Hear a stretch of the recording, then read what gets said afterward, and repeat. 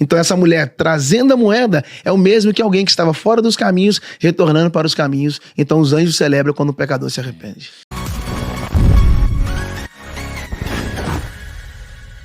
Então, Jesus ele vai contar 3 parábolas.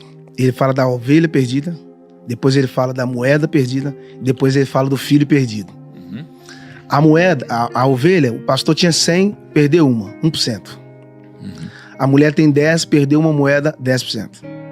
O pai tem 2 filhos, um vai embora, só fica 50%. São níveis diferentes. Todos eles sofreram perdas, mas o engraçado é que todos eles recuperaram.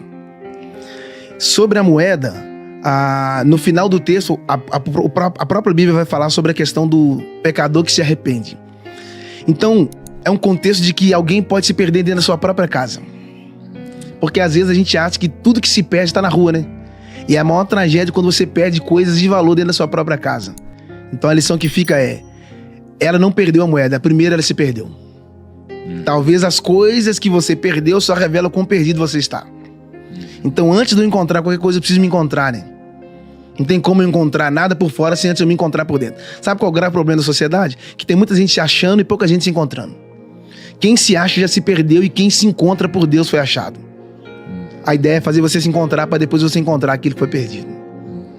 Caramba, então interessante, porque nesse contexto, né, Jesus está contando essa parábola, não é? Ele conta essas 3 parábolas, mas antes até a gente entrar nelas, qual que é o contexto maior? Por que ele estava contando essas parábolas? Assim? Então, Jesus está ensinando os seus discípulos e automaticamente a multidão está perto ouvindo. Quando ele fala a questão do valor, ele está dizendo que a moeda tem a ver com o filho, que mesmo se perdendo, quando ele é encontrado pelo dono, né, no caso, a mulher que era dona da moeda, que resgata a moeda, a celebração dos anjos de Deus quando um pecador se arrepende é comparado com aquela mulher, que quando encontrou a moeda que tinha um grande valor, ela chamou as amigas e as vizinhas. As amigas é como se fossem os anjos, celebrando diante de Deus por alguém que estava perto de Deus, mas se perdeu e depois foi encontrado e foi colocado novamente no lugar. É o mesmo que alguém que estava diante de Deus, decidiu sair dos caminhos, se perdeu, aí por um caminho ou outro, o evangelho foi lá e o resgatou, ele voltou, os anjos de Deus celebram por essa pessoa que foi resgatada. Qual é a comparação? É que a mulher celebra da mesma forma que os anjos celebram quando um pecador se arrepende. É o contexto. Mesma coisa o filho que foi embora, a gente falou da outra parábola. Quando ele retorna, o pai fala: esse meu filho que estava morto, reviveu. E aí o texto fala de novo: os anjos celebram diante de Deus por um pecador que se arrepende. Então todas as vezes que há um arrependimento, há uma celebração. O céu celebra quando nós nos arrependemos.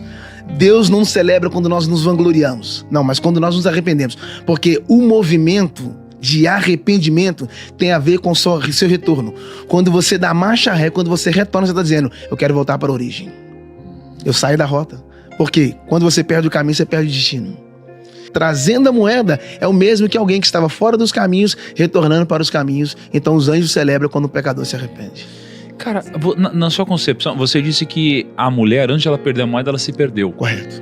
Né? Então você entende que de fato a perda da moeda foi consequência de ela ter se perdido? Ou você acha que isso é algo que simplesmente aconteceu pelo acaso, assim? Então,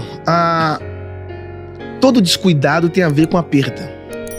Quando você está distraído, que a distração é uma arma silenciosa.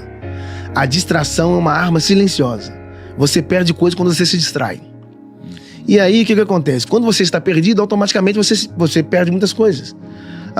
E o problema é de que você, às vezes, pode achar que não está perdido, e quando você procura coisas de valor, você fala: poxa, eu tinha isso aqui, mas não tenho mais. Como isso aqui foi embora, eu nem percebi, já estava perdido. Pessoas que perderam filhos, pessoas que perderam casamento, pessoas que perderam lares, pessoas que perderam dinheiro, mas eles não viram que estavam distraídos. A distração é uma arma de destruição em massa. Antes de você perder qualquer coisa, pode ter certeza, você se perdeu.